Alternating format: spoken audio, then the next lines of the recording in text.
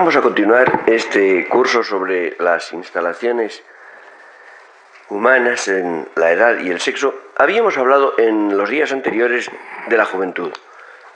Vamos hoy a hablar de la madurez. El título, como saben ustedes, es Madurez, Seguridad y Vulnerabilidad. Vamos a tratar de explicar de qué se trata. Ustedes saben que la juventud es una de las fases de la instalación que llamamos edad. Es decir, es una de las edades. La primera instalación histórica. El mundo infantil es un mundo no histórico o mínimamente histórico. La primera instalación en el mundo histórico, en el mundo público, es la juventud.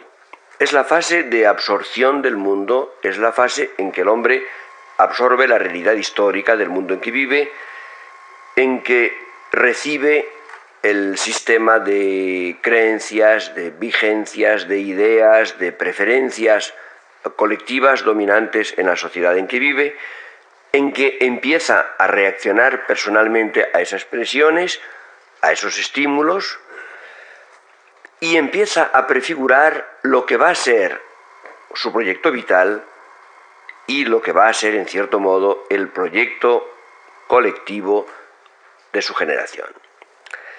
Los límites de la juventud son variables. Son variables biológicamente, biográficamente y sobre todo socialmente. No se puede asignar un término fijo a la juventud. Hay épocas, como saben ustedes, históricamente precoces. Hay épocas en que, al contrario, la juventud se dilata. Piensen ustedes, por ejemplo, en la época romántica.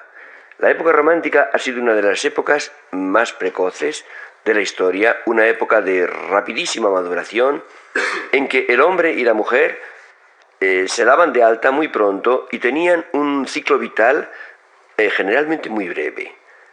Si ustedes piensan, por ejemplo, en lo que es la biografía media del romántico, se sorprenderán ustedes del número increíble de hombres importantes, notorios, famosos, que murieron antes de los 50 años. Incluso hay un número muy alto de los que murieron alrededor de los 30 o 35, a pesar de lo cual habían logrado notoriedad y eran figuras con una plena existencia histórica. Piensen ustedes, por ejemplo, en que Larra, una de las figuras más notorias del romanticismo español, escritor famoso, notable, bien conocido, de éxito, con un gran reconocimiento en la sociedad española, tenía 27 años cuando se suicidó. Piensen ustedes que, por ejemplo, una figura famosa universalmente en Europa, de una obra muy dilatada y con una popularidad inmensa, como Lord Byron, murió cuando tenía 36 años. Estas son biografías, como ven ustedes, condensadas, apresuradas, mucho más rápidas que las biografías de otro tiempo. De modo que es un poco difícil determinar los límites de la juventud. Hay épocas, en cambio, en que el joven sigue funcionando como joven, se considera como joven. Por ejemplo, se considera como una promesa durante mucho tiempo. Una promesa que puede tardar en cumplirse, que puede tardar en realizarse. De todos modos, desde el punto de vista histórico, tomando la inserción en la historia y la acción histórica, podemos considerar que la juventud termina a los 30 años. Este es el periodo histórico de plena juventud. Pero adviertan ustedes que el momento de los 30 años no significa normalmente, en absoluto, la decadencia. Normalmente no hay ninguna decadencia a los 30 años. No hay deterioro físico, biológico, ni siquiera en la mujer, que tiene un ciclo generalmente más rápido. Es decir, las capacidades humanas a los 30 años normalmente están intactas. Están intactas o están aumentadas. es posible que haya alguna ligera disminución excepcional de algunas capacidades que está compensada por la aparición de otras nuevas. Es decir, en conjunto, el repertorio de capacidades humanas después de los 30 años probablemente es mayor que antes de los 30 años. Es decir, que la realidad humana está todavía en crecimiento. No es por tanto un problema de descenso, declinación o deterioro. El paso de la juventud a la madurez es un proceso primariamente biográfico, secundariamente sociológico. Significa encontrarse instalado en otra fase de la vida, es decir, en lo que llamamos otra edad. Yo diría que consiste primariamente en un aumento de la realidad, en la forma concreta de la realización. El hombre plenamente adulto o la mujer, al llegar a una primera madurez, se encuentran con que han realizado muchas cosas y por tanto se han realizado en diversos sentidos. Claro, esto tiene naturalmente una consecuencia inmediata. ¿Recuerdan ustedes la famosa tesis de Spinoza? Omnis determinatio negatio est. Toda determinación es negación. Toda realización es, evidentemente, una limitación. Simplemente porque cuando yo entro en el camino de la vida y doy ciertos pasos en una dirección determinada, automáticamente renuncio a otras trayectorias posibles. Cuando ustedes, por ejemplo, consideran la idea de trayectoria vital, a la biografía humana le pertenece esencialmente la trayectoria, eso que, por ejemplo, se escribe en ese documento que se suele llamar ahora un poco abusivamente curriculum vitae, ¿no? En el curriculum vitae ustedes anotan lo que han hecho.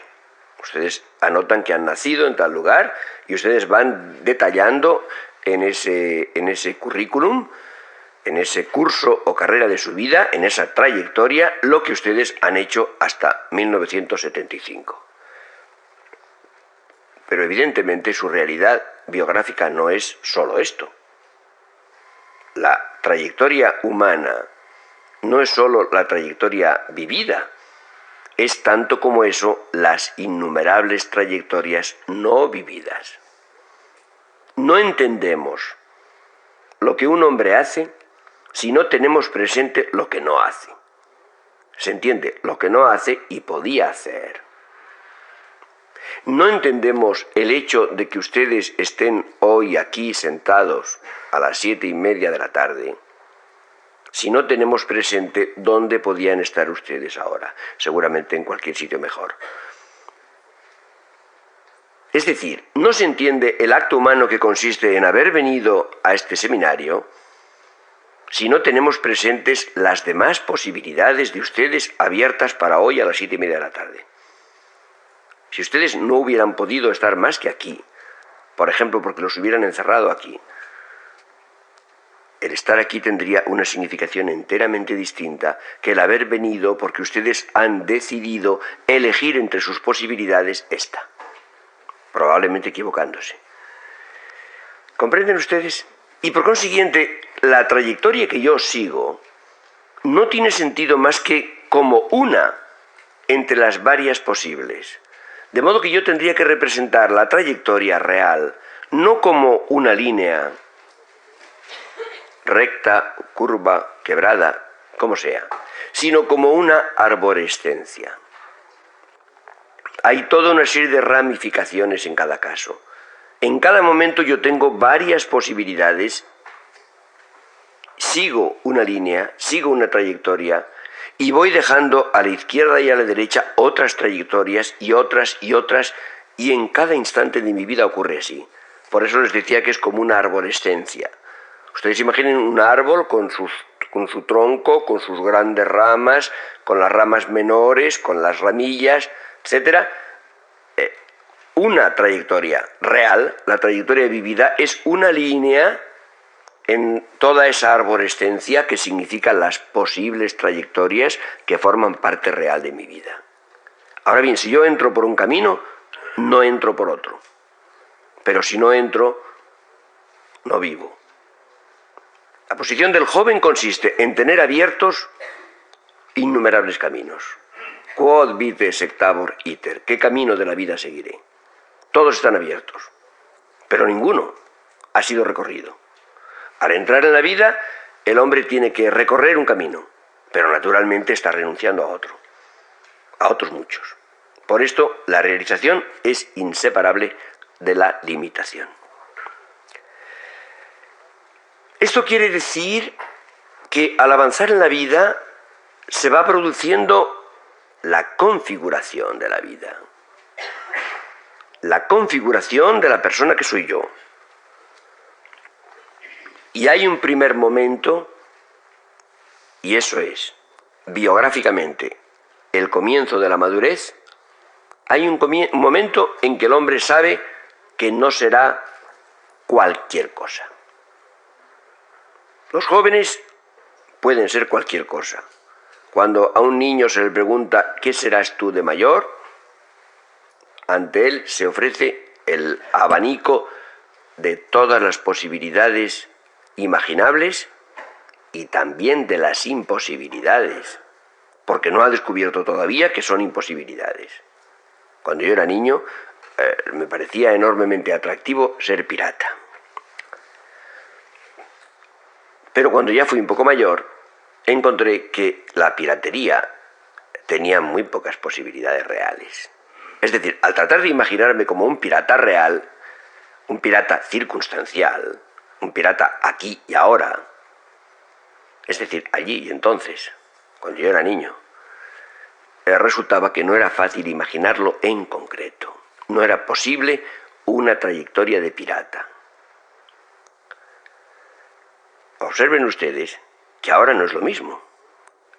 El ser pirata ha vuelto a ser más fácil. Si yo hubiera nacido hace 10 años, bueno, lo hubiera pensado segunda vez. Es posible que hubiera tenido una carrera de pirata, que hoy tiene posibilidades que no tenía cuando yo era niño.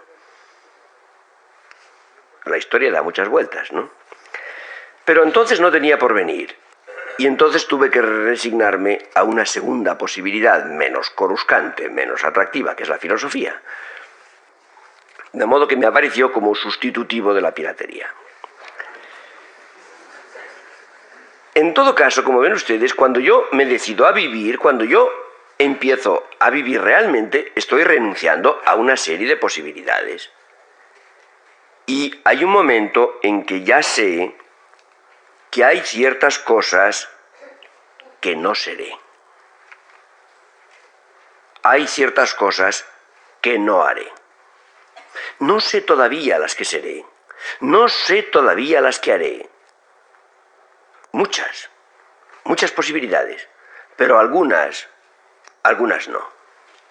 Algunas ya están eliminadas.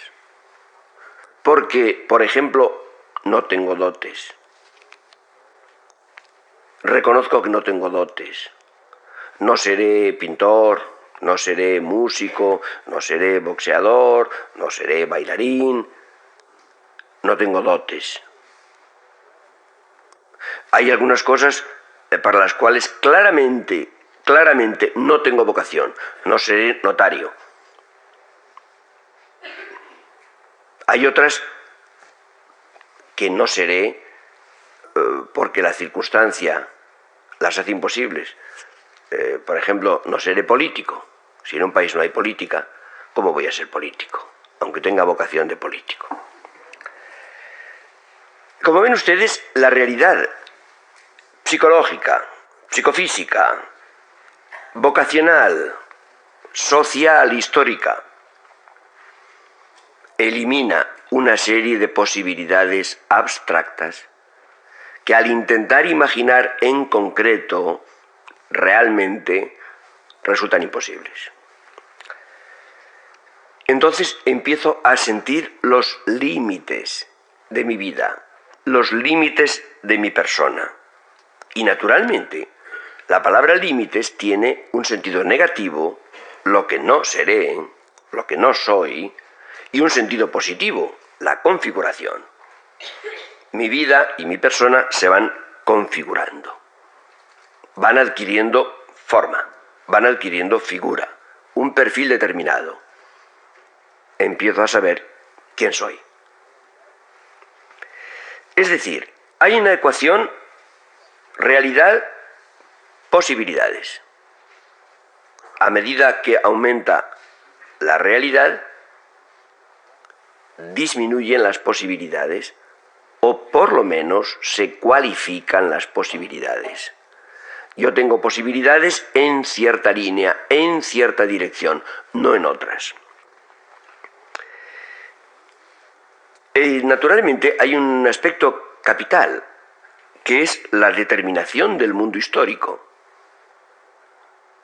El hombre maduro sabe ya, más o menos, cómo es el mundo, cómo es este mundo, el mundo en que le ha tocado vivir. Es decir, sabe en qué mundo va a vivir, sabe de qué sustancia histórica está y va a estar hecho. Y al mismo tiempo empieza a tomarse su propia medida. Su propia medida. Ustedes imaginen, por ejemplo, hay un momento en que el hombre está seguro, aunque no lo diga, pero hay un momento en que el hombre está seguro de que no va a ser un genio. Por ejemplo, alguna gente se desespera. No es razonable, ¿no? Casi nadie es un genio. Y se puede vivir muy bien sin ser un genio. En los que no se desesperan, cuando están convencidos de que no van a ser genios, entonces ajustan su vida a esa forma de realidad que consiste en no ser un genio. Hay un momento fundamental en que el hombre reconoce eso. Ahí tienen ustedes lo que significa la entrada en la madurez. Es un principio de estabilización, es un principio de tomarse la medida, de reconocer la configuración que va a tener la propia biografía en un cierto mundo cuya fisonomía general empieza a ser conocida, empieza a ser familiar. Pero estoy hablando del hombre. No olvidemos que yo creo profundamente en que además de hombres hay mujeres. Ya lo veremos. Hay que hacer alguna aclaración, porque la palabra madurez no quiere decir exactamente lo mismo cuando se habla del hombre y cuando se habla de la mujer. Hay unas cuantas diferencias. Voy a señalarlas, de la mujer hablaremos la semana próxima, pero quiero señalar simplemente las diferencias que afectan a la fase de madurez. Ustedes saben que hay una tendencia en ciertas épocas, hablábamos de esto el otro día, al juvenilismo. Es decir, la acentuación, la preferencia por la fase juvenil de la vida, a veces incluso en forma muy negativa respecto de otras edades. Pues bien, yo diría que el juvenilismo ha afectado a la mujer a lo largo de casi toda la historia. Hay excepciones, pero pocas. Normalmente, la mujer ha estado afectada, y digo afectada porque es una afección, de juvenilismo. La mujer normalmente ha madurado temprano. Biológicamente, la mujer madura, alcanza la pubertad, en general un poco antes que el hombre. Pero esto no es lo importante, no es lo más importante, porque en otros sentidos, desde el punto de vista sexual, la maduración femenina es retardada. Pero hay algo más importante, y es que las formas sociales de la vida de la mujer han hecho que entre en el mundo histórico casi desde la niñez. Ustedes saben que la vida humana tiene, por razones sociales, no por razones estrictamente personales, una estructura de fases de lo que podemos llamar papeles o funciones en la sociedad. Hay una fase que se llama el aprendizaje, lo que llaman los alemanes los Lehrjahre, los años de aprendizaje. El aprendizaje masculino ha solido ser relativamente largo o muy largo. La adquisición de ciertas destrezas, el aprendizaje de oficios, el aprendizaje del uso de las armas, de las artes de la guerra, o ciertas técnicas, los estudios por excelencia, especialmente los estudios de carácter superior, han ocupado muchos años del varón. El varón tenía, por tanto, unos largos años de preparación, de aprendizaje, del tipo que sea. Y solamente al término de este proceso entraba en la vida social, propiamente dicha, entraba en el mundo histórico. Pero la mujer no. La mujer, salvo excepciones, a lo largo de la historia y hasta hace muy poco tiempo, hasta el siglo XIX, en grandes masas hasta el siglo XX, ha tenido un periodo de aprendizaje sumamente breve, o largo, pero iniciado desde la infancia. Piensen ustedes el aprendizaje para la vida doméstica, el aprendizaje para las destrezas domésticas. Esto es bastante largo, pero se empezaba desde la niñez. Desde que la niña empezaba a jugar con muñecas, se iniciaba la preparación para las destrezas y habilidades domésticas, y después, a lo largo de la niñez, en la vida familiar, se adiestraba en las técnicas domésticas, en saber guisar, limpiar, coser, etc. De tal manera que este aprendizaje básico, normal, habitual, general, se realizaba en la niñez y la primera juventud. Y por consiguiente, tan pronto como la mujer alcanzaba su pubertad, su primera madurez física, se encontraba ya inserta en la historia, inserta en la sociedad. No olviden ustedes el hecho fundamental de que a lo largo de toda la historia, normalmente los matrimonios han sido desiguales en edad. Es decir, que los hombres se han casado generalmente con mujeres más jóvenes. ¿Cuánto? No, depende. Unos cuantos años más jóvenes por lo menos, a veces bastantes años. El marido tenía que adquirir una serie de destrezas, tenía un largo periodo de entrenamiento, tenía que conseguir una base económica suficiente y se casaba con la mujer que acababa de entrar en la vida adulta, que en general era muy joven. Ha habido siempre un desnivel de 6, 8, 10 años, en ocasiones más, en la pareja. Había naturalmente una maternidad precoz. Las mujeres solían ser madres muy pronto. Apenas podían serlo, casi tan pronto como podían serlo, especialmente en algunas sociedades. En la maternidad era algo bastante peligroso.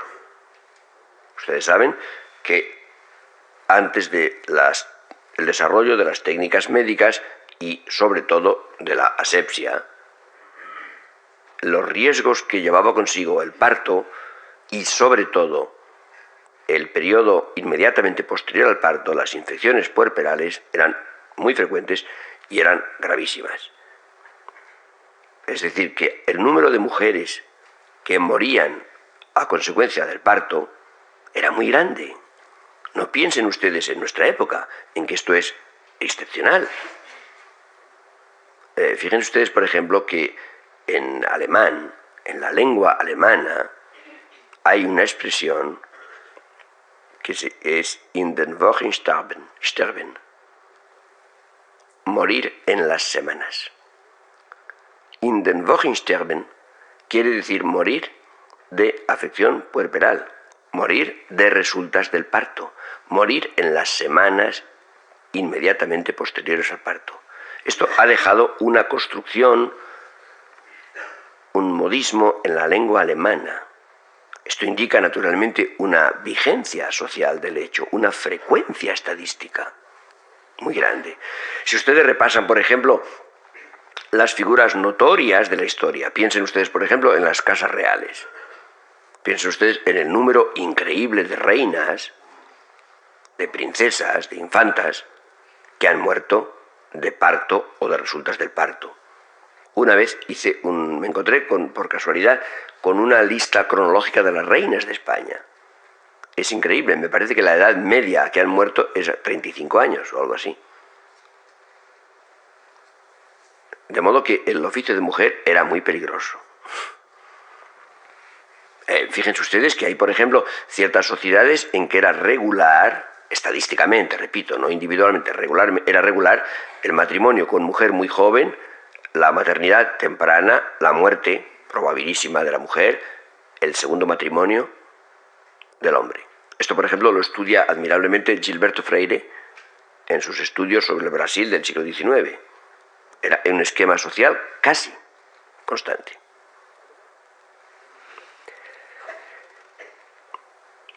Además, los hijos significaban la necesidad de un cuidado muy absorbente.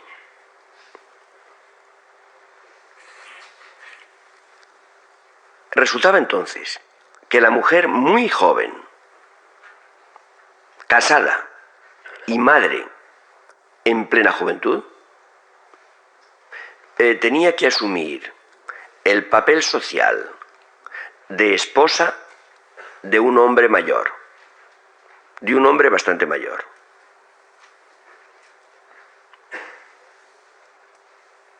Y piensen ustedes, con toda la ceremonia, con toda la figura social de madurez subrayada, propia del hombre de una gran parte de la historia. Entonces resulta que la mujer tenía formas sociales maduras en plena juventud real. La muchacha, porque era una muchacha en definitiva, ¿no? La muchacha tenía ese aire de señora mayor. No hay nada más espeluznante y más atractivo al mismo tiempo, más interesante que ver una colección de retratos de mujeres del pasado, con un poco de atención y con los ojos abiertos, que es como se aconseja mirar. Piensen ustedes, por ejemplo, en los viejos retratos de familia. Estoy seguro de que ustedes tienen todos en su casa un álbum de retratos de familia. No hay que ir al siglo XVII. Si ustedes tienen retratos de familia de principios de siglo o del siglo pasado, verán ustedes unas señoras con unos sombreros y con unas plumas y con unos boas que parecen unas señoras solemnes, tremendas. Pero si ustedes se fijan un poco bien, la fotografía de esta época era excelente. Verán ustedes unas caras absolutamente juveniles, de muchachas, a veces de chicas traviesas, debajo de los plumeros, debajo de los sombreros con plumas y con frutas y flores y pájaros. Es decir, eran unas niñas, eran unas chiquillas, abrumadas por esos tremendos sombreros que no eran más que el símbolo de unas formas sociales maduras, graves, solemnes, imposibles. Esta es la situación. Es decir, que la mujer vivía durante bastante tiempo con una especie de desnivel, con un decalage o gap entre su realidad verdadera, juvenil, y la realidad social de unas formas maduras. Esta situación creo que es dramática, creo que no se entiende nada de la historia de la mujer y de la historia en general si no se tiene en cuenta esto.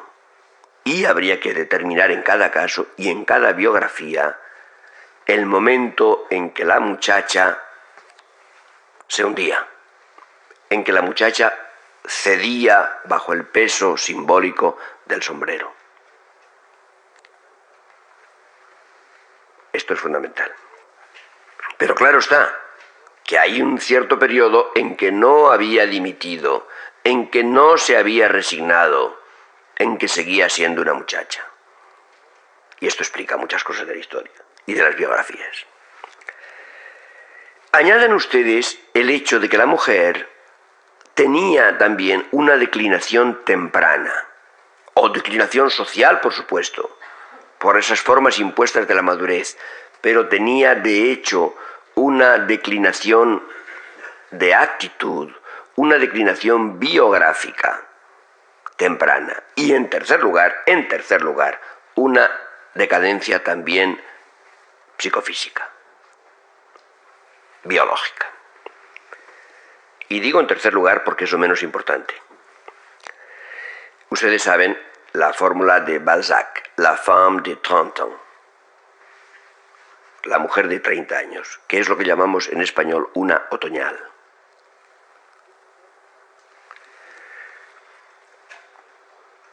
Esto, claro está, llevaba a una situación patética. La mujer tenía un periodo de juventud muy corto, realmente muy corto, pero además no la dejaban vivirlo, porque la sociedad la abrumaba con formas maduras antes de tiempo, antes del poco tiempo que le estaba realmente concedido. Y esto lleva a una visión negativa de la madurez. Fíjense ustedes que la mujer ha solido tener una visión negativa de la madurez. La visión de la mujer frente al tiempo ha sido la de que es una terrible amenaza. Recuerden ustedes aquellos versos famosos de Petrarca: il tempio sono, il tempo, vostro nemico e vostro domatore signore. El tiempo soy, el tiempo, vuestro enemigo, vuestro domador y señor. El tiempo aparecía como el domador, el vencedor, el enemigo de la mujer. Ustedes imaginen lo que es vivir, cuando vivir quiere decir envejecer, cuando vivir quiere decir ser vencida, ser derrotada, cuando vivir es entregarse al enemigo, y si no, morir. Representen ustedes lo que significa como forma de vida, como instalación en la vida, como estructura de la vida. Entonces resulta que la mujer no se consuela de no tener 20 años. Y claro, deja de tenerlos muy pronto, a lo sumo a los 25. Y entonces resulta que no aprende a tener 30, a tener 40, a tener 60, a tener 70. Porque lo único que hace es resistir.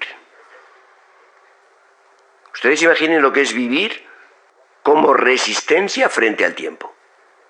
Vivir como en una ciudad sitiada. ¿Sitiada por quién? Por el tiempo. Ahí es nada.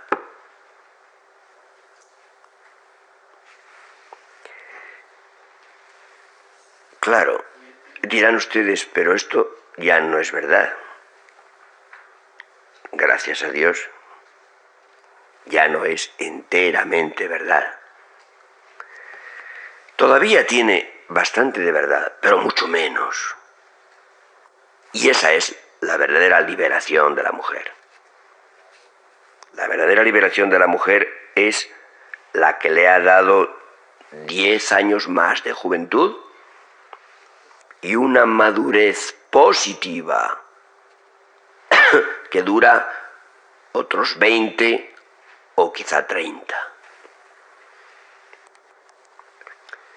Yo los invito a ustedes a hacer una pequeña experiencia madrileña. Den ustedes una vuelta por Madrid a la hora de la salida de los colegios. Y verán ustedes un número incalculable de mujeres madres que van a buscar a sus niños. Madres muy jóvenes, madres menos jóvenes, madres nada jóvenes. Y de vez en cuando abuelas. Verán ustedes cómo estas mujeres están viviendo, no resistiendo. Están haciendo algo. Están siendo lo que son. Están siendo quienes son. Tienen proyectos. Están viviendo en el presente y no resistiendo al invasor.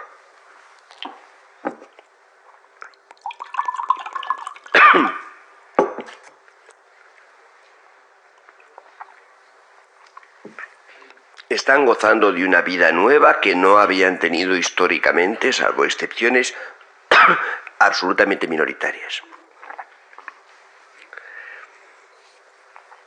El problema que se plantea la mujer ahora es otro. Es qué se hace con esos años. Con esos años que tiene la mujer suyos, nuevos, de juventud prolongada, de madurez positiva, ¿qué hace? A esto contestaremos en las próximas lecciones.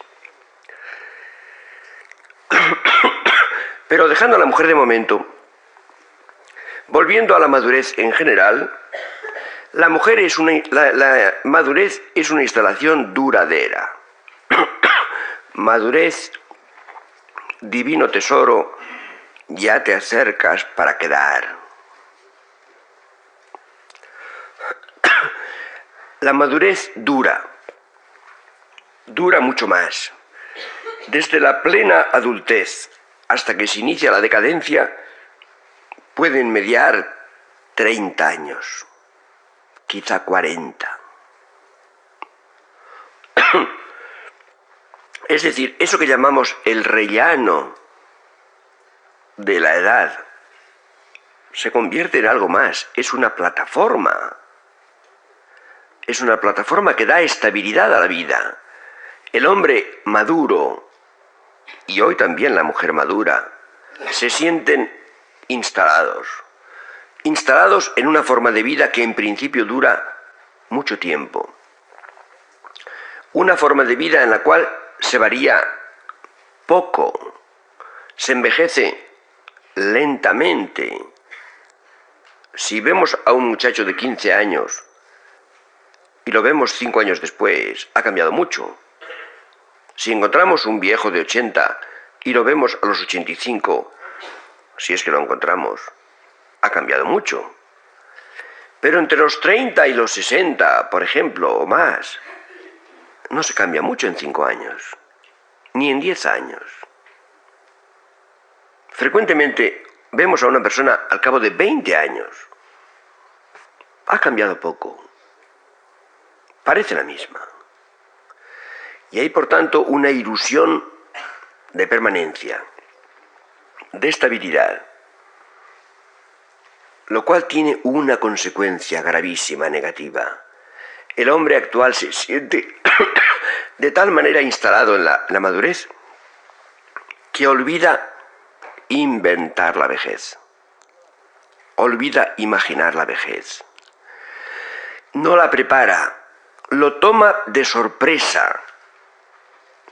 Y entonces la vejez aparece negativamente, como un periodo de liquidación.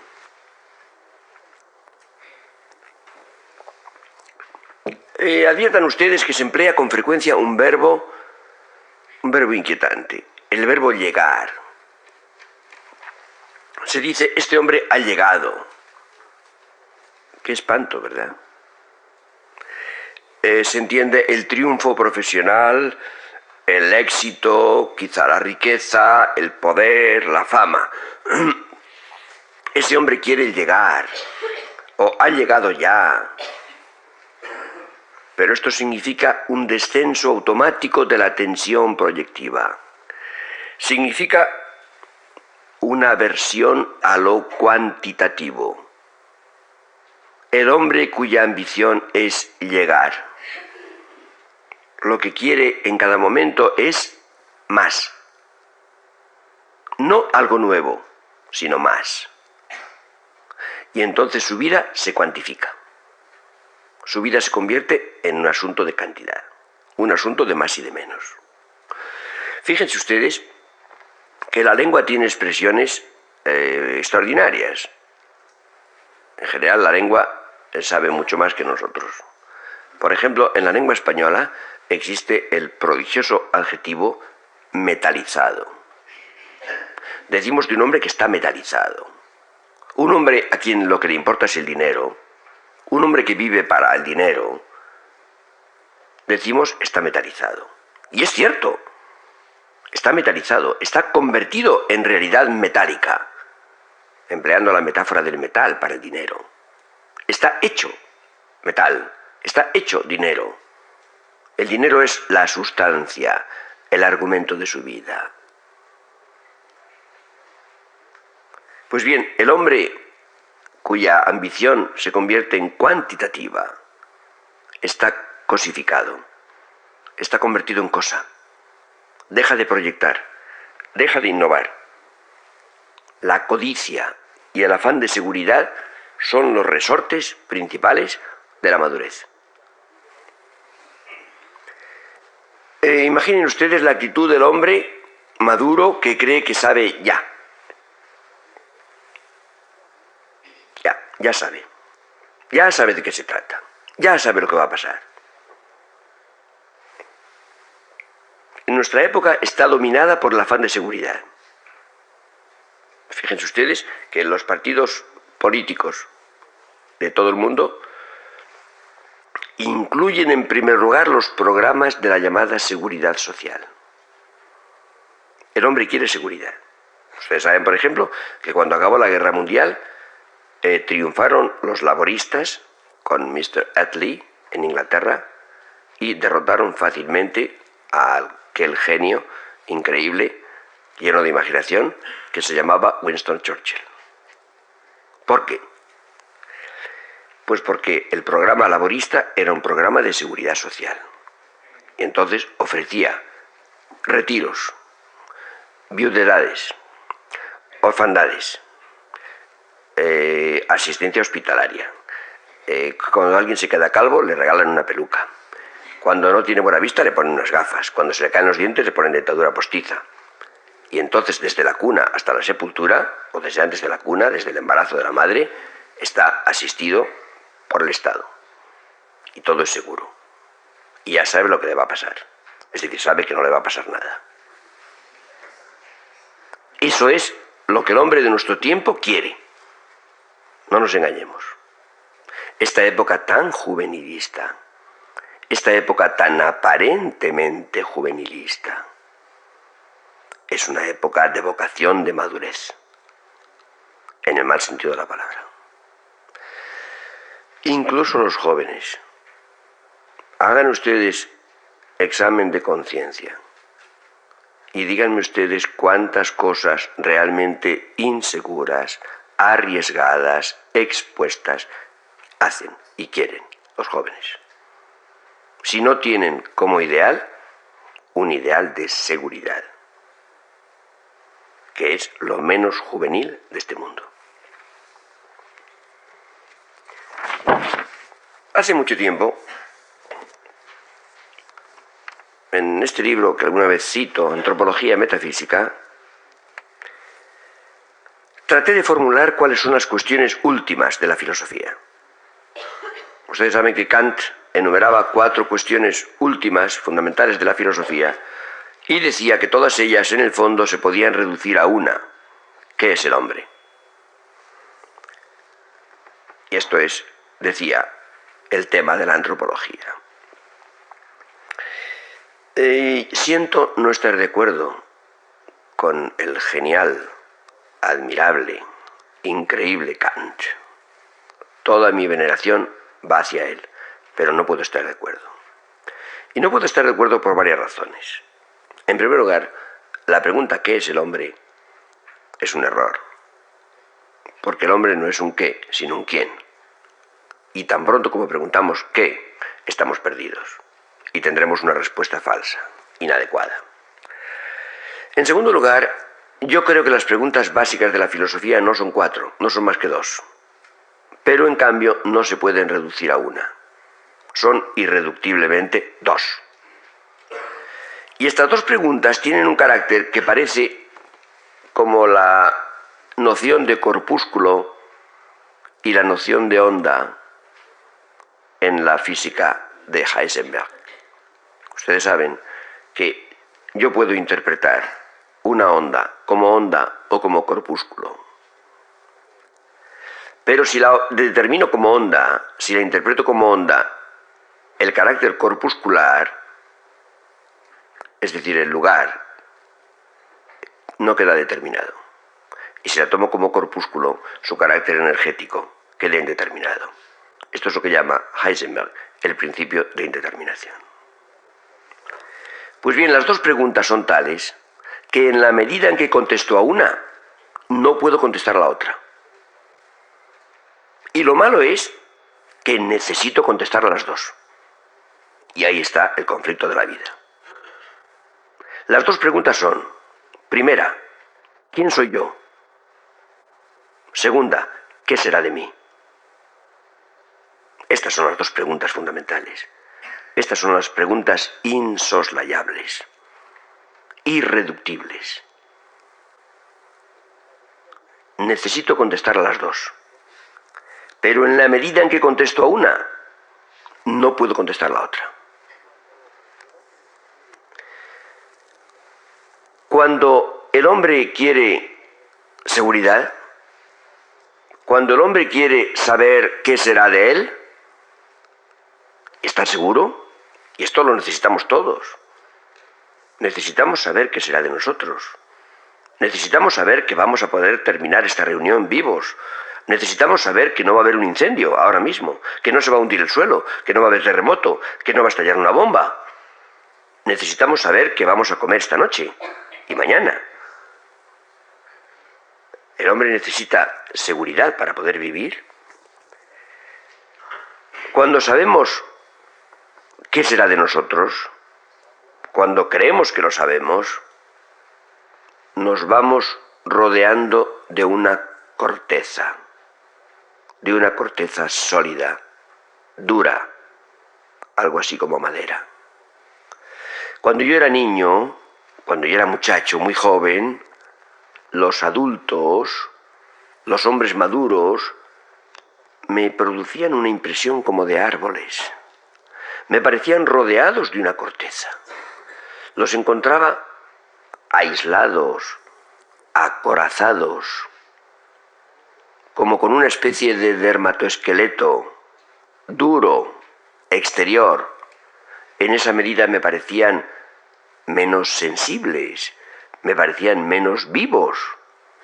Por lo menos no se les encontraba la vida tan pronto. Confieso que me horrorizaba. Me horrorizaba la idea de ser como un árbol. Me horrorizaba la idea de tener dermatoesqueleto, de tener corteza. Pero resulta que a medida que se va avanzando en la vida, a medida que se va siendo maduro, y cuanto más maduro más, la vida se va complicando. La vida es complicación.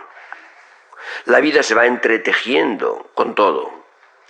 Se va ligando cada uno de los elementos de la vida con los demás y con todo el mundo.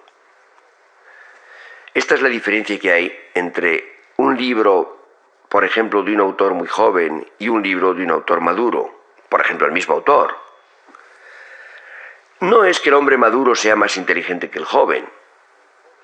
Más bien menos, si acaso. El joven, cuando llega a su plena adultez, tiene todas sus potencias intelectuales perfectamente desarrolladas y además frescas. Es capaz de entender, de pensar cualquier cosa y probablemente con más frescura, con más rapidez, con más vivacidad que el hombre maduro. Por tanto, dispone de sus recursos intelectuales en absoluto. Lo que pasa es que el hombre, cuando va madurando, va poniendo en relación eso en que piensa, con su vida entera. La va aprehendiendo esa cosa que trata de entender con una vida mucho más dilatada, con una serie de experiencias, con toda una serie de conexiones. Entonces, es la vida la que hace que tenga más intensidad, más densidad, el libro del autor maduro, que no es más inteligente que el joven.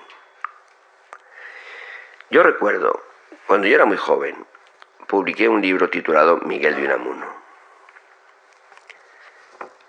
Ortega me decía, bueno, pero usted no se da cuenta, para usted Unamuno es un tema, no es más que un tema, pero para mí Unamuno ha sido mi vida.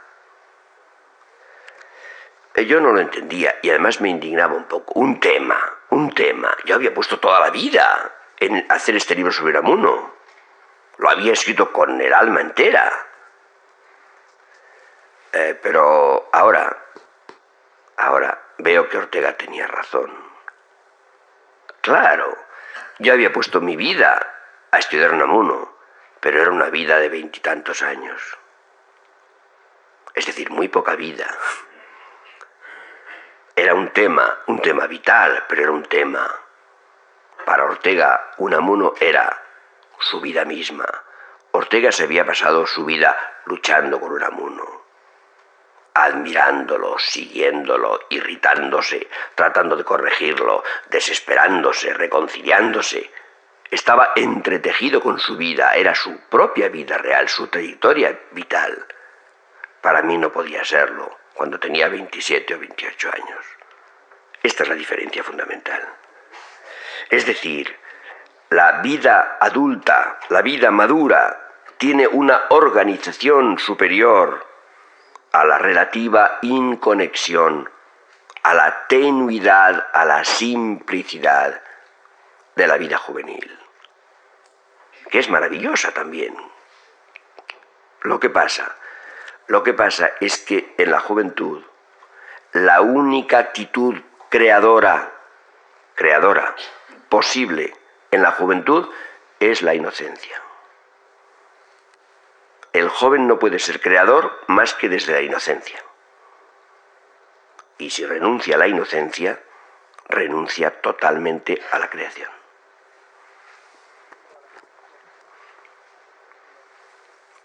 Pero al avanzar en la vida, al entrar en la madurez, les decía a ustedes el otro día, la madurez no significa ablandamiento. Claro, ahora lo ven ustedes. Al contrario, significa endurecimiento. Significa convertirse en corteza, en madera, en esqueleto externo. Significa queratinización, que los tejidos vivos se convierten en asta, en cuerno. Algo duro, seco, inerte. Es decir, la seguridad destruye la condición proyectiva de la vida. En la medida en que sé qué va a ser de mí, me cosifico y dejo de saber quién soy, porque yo soy un proyecto, una realidad abierta, dramática, que acontece, que se está haciendo como una flecha. Ahora bien, si opto por lo contrario, si sé quién soy, si mantengo mi carácter proyectivo, si mantengo mi carácter inventivo, imaginativo,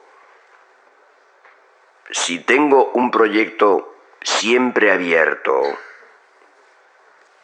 entonces al complicarse la vida, resulto enormemente vulnerable. me puede pasar cualquier cosa. Y el pasarme cualquier cosa es mucho más grave que lo que le pasa cuando le pasa al joven. Porque el joven es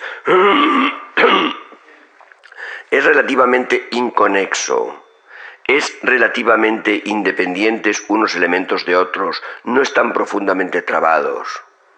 Ustedes piensen, por ejemplo, en la diferencia de un ser, un organismo biológico poco diferenciado, poco complicado. Si ustedes, por ejemplo, le cortan el rabo a una lagartija, a la lagartija no le pasa nada, o no le pasa mucho. Y si yo parto por la mitad una lombriz, las dos mitades siguen viviendo y se convierten en dos lombrices. Pero si parto por la mitad a un perro, el perro muere, porque todo el perro depende de todo el perro. El carácter sistemático de la vida biológica es mucho mayor. Por tanto, cualquier cosa afecta al hombre adulto, maduro, mucho más que al joven, en el cual cada elemento de su biografía tiene una relativa autonomía. Por eso el joven cicatriza más pronto y más fácilmente. Por eso el adulto maduro tiene cierto terror, porque sabe que es especialmente vulnerable. La circunstancia me afecta, los cambios ideológicos me implican totalmente, los encuentros humanos afectan a la realidad entera de mi persona. En ese sentido se comprende que el hombre adulto busque seguridad, que trate de saber qué va a ser de él. Pero el precio que paga es no saber quién es. Es su cosificación. Por otra parte, la estabilidad de la madurez, esa larga estabilidad de la madurez, produce una ilusión inmovilista. El niño o el joven piensan, ¿qué seré? ¿Qué haré cuando sea mayor? Y ser mayor parece una figura de vida estable en la cual se puede quedar. Pero resulta que no. Ser mayor es tener que seguir proyectando. Es tener que seguir inventando. El hombre es futurizo. Está vuelto al futuro, orientado al futuro, proyectado hacia el futuro. Ustedes saben, por ejemplo, que es muy frecuente el esquema dramático o el esquema novelesco que termina en boda. Al final los personajes se casan. Claro, pero entonces empieza la historia. Entonces empieza la realidad amorosa plena, actual. Pero claro, la mayor parte de la gente cree que cuando llega la boda, ahí termina la historia. Y entonces en la pantalla del cine aparece la palabra fin. No, es el principio. ¿Comprenden ustedes? Es la creencia de que la madurez significa la estabilidad. La madurez tiene fases. La madurez tiene una articulación interna. Pero fíjense ustedes, al llegar a la madurez, el hombre tiene a su disposición plenamente los recursos. El joven está adquiriendo los recursos, se está desarrollando físicamente, psíquicamente, está aprendiendo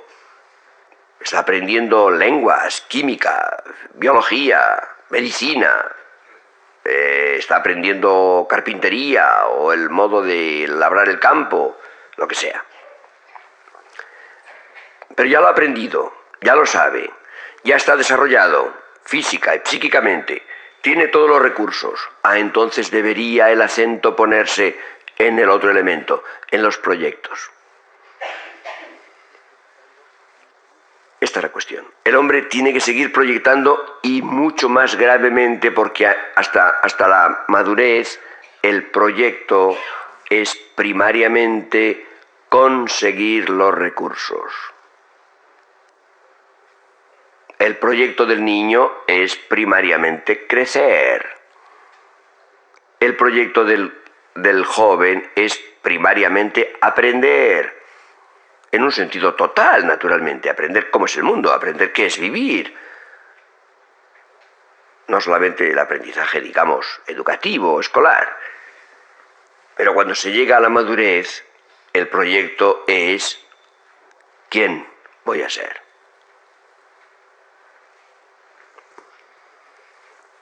Y además, en este momento en que la vida se configura, aparece un elemento capital, aparece la muerte. Dirán ustedes la muerte, pero la muerte está ahí de siempre. El niño puede morir, el niño recién nacido puede morir, se puede morir en cada instante, y el joven no digamos.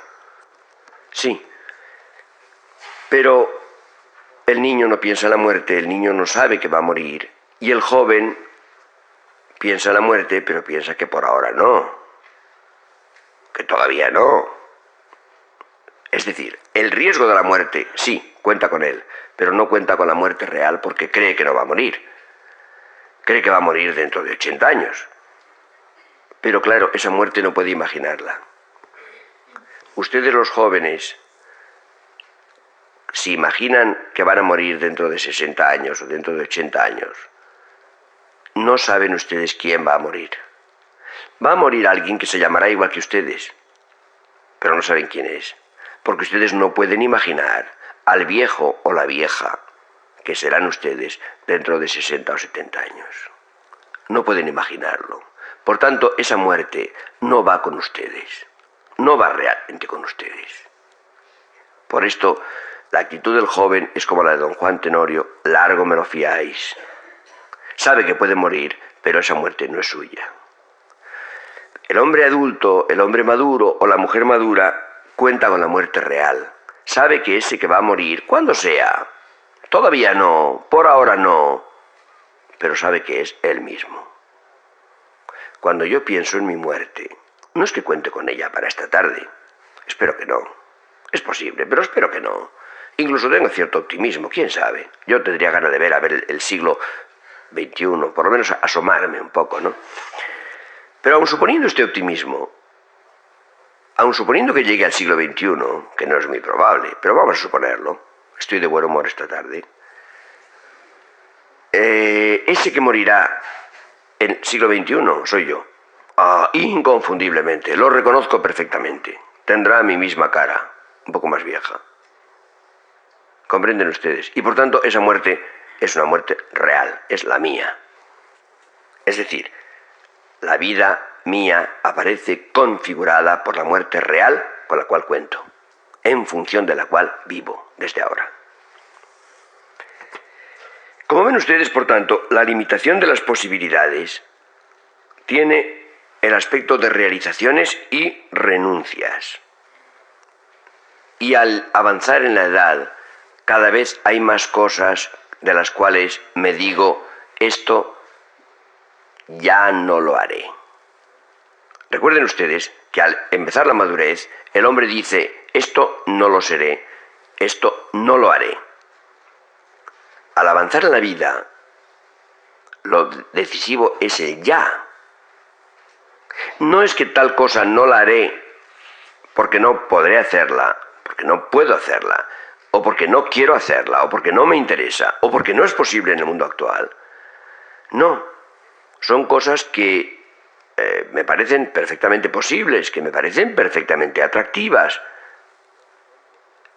que están en el horizonte de mis posibilidades. Sí, pero ya no las haré.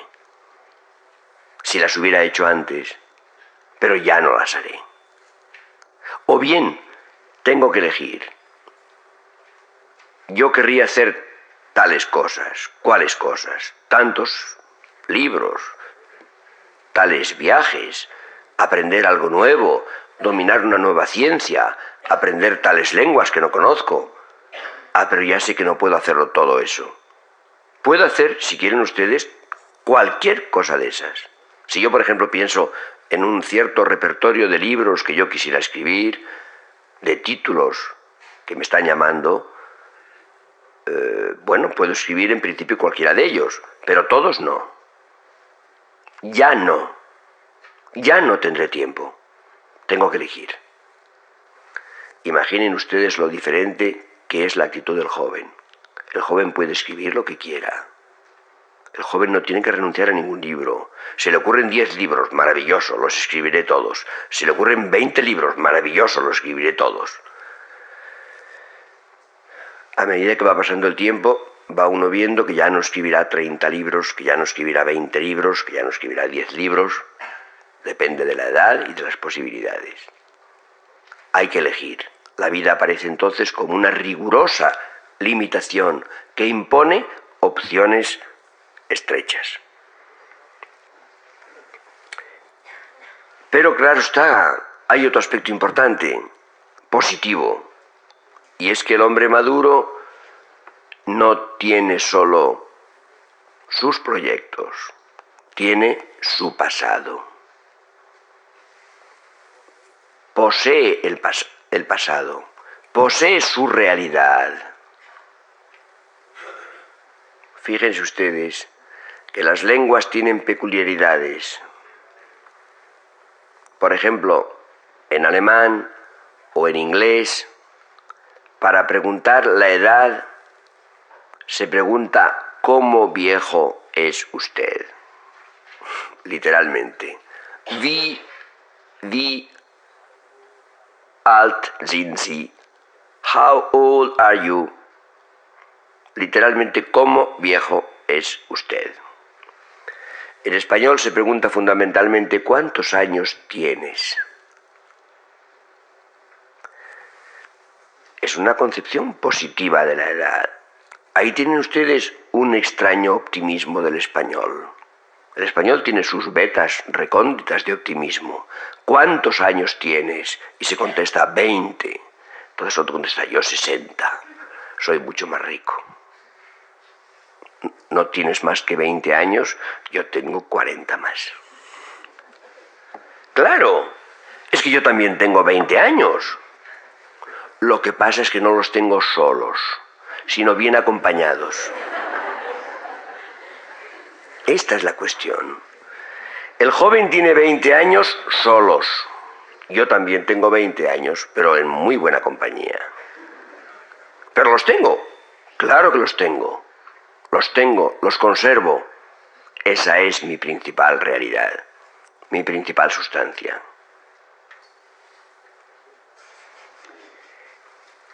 Y por consiguiente, todo depende de qué relación tiene uno con su pasado. Todo depende de en qué medida se posee y de en qué medida se siente uno solidario con el pasado o no.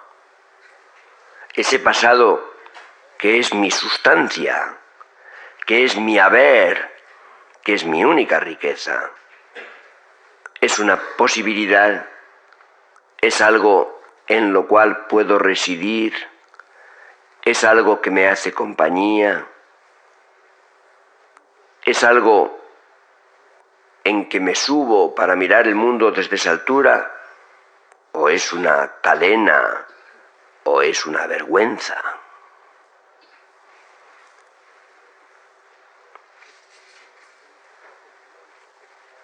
Es decir, ¿en qué proporción ese pasado me es ajeno o es mío, propio?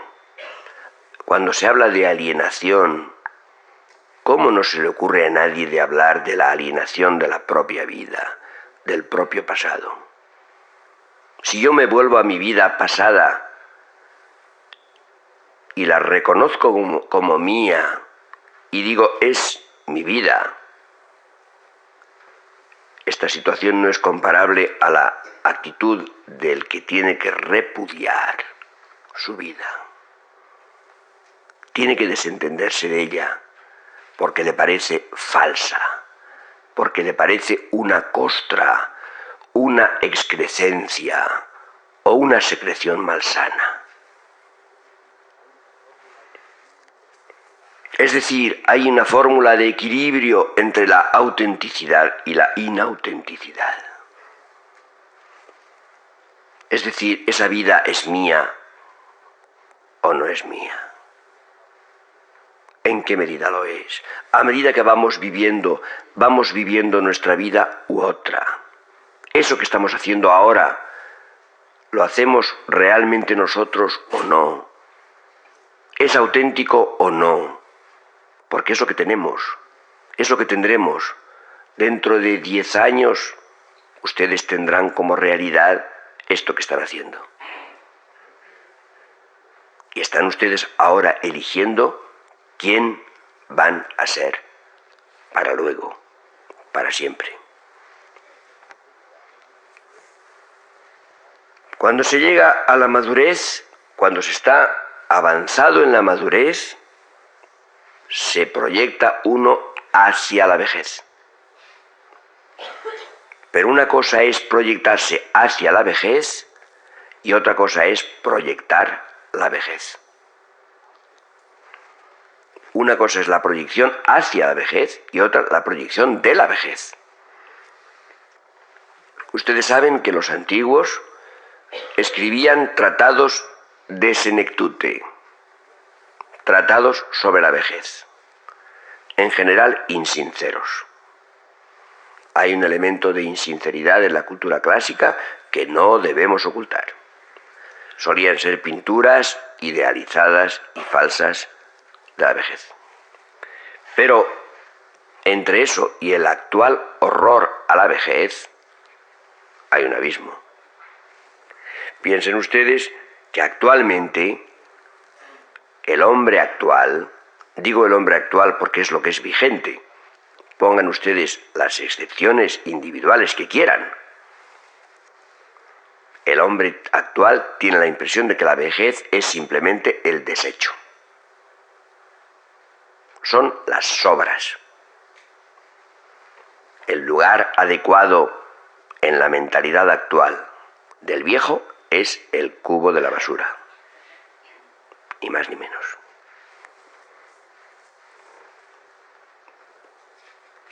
Contra esto se puede reaccionar, pero hay que reaccionar. Es lo vigente. ¿Quién en el mundo actual considera que la vejez es una edad? Una edad positiva, con contenido, con formas propias, con atractivos, con una significación. Para el hombre de nuestro tiempo, la vejez es simplemente la liquidación de la vida.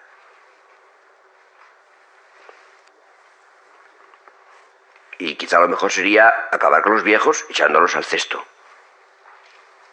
como se está haciendo con los niños no nacidos, que se están echando al cubo, con una actitud que es exactamente la misma. Y naturalmente, esto es fundamentalmente porque se ha olvidado la significación de la muerte. De la muerte no como mero acabamiento, sino de la muerte como frontera. Es decir, se ha llegado a una actitud que es el gran desperdicio de la vida. Fíjense ustedes que el hombre actual o trata de consolarse con consuelos enteramente falsos, con la idea de la supervivencia en la especie o en la sociedad.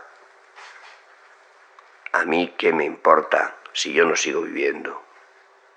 ¿Qué es eso de que voy a vivir en la especie? ¿Qué es eso de que voy a vivir en la sociedad? Es que no voy a vivir, punto. Si la muerte significa la aniquilación, todo eso es un puro autoengaño. O bien el otro recurso es el olvido de la muerte. Pero claro, es otra forma de introducción del engaño en la trama misma de la vida humana. Porque el hombre es mortal y lo sabe. Y si yo olvido la muerte, es que me estoy engañando. Es que me estoy distrayendo. Me estoy distrayendo de mi vocación real. Ahí tienen ustedes cómo justamente el escamoteo de la muerte, el no atreverse a enfrentarse con la muerte y en pensar la muerte y en incluirla en la vida como algo que le da configuración y sentido y plantearse el problema de la perduración, digo planteárselo, sea cualquiera la solución que se le dé. Esto despoja totalmente de sentido a la última edad de la vida, a la vejez, e introduce el engaño y la falsedad en la trama de la vida entera.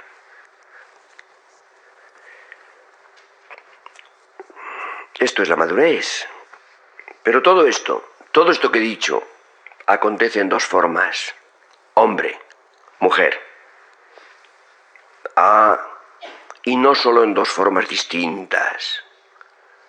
No es que hubiera que hacer un capítulo hombre y otro capítulo mujer. Es que son dos formas en presencia. Es que son dos formas recíprocas. Es decir, que se trata de hombre y mujer, en que lo fundamental es la I. Toda antropología que no lo tenga en cuenta es una antropología abstracta. Y en esa medida es una antropología falsa. Y como a mí no me gusta la falsedad, vamos a hablar en la próxima reunión de hombre y mujer. Muchas gracias.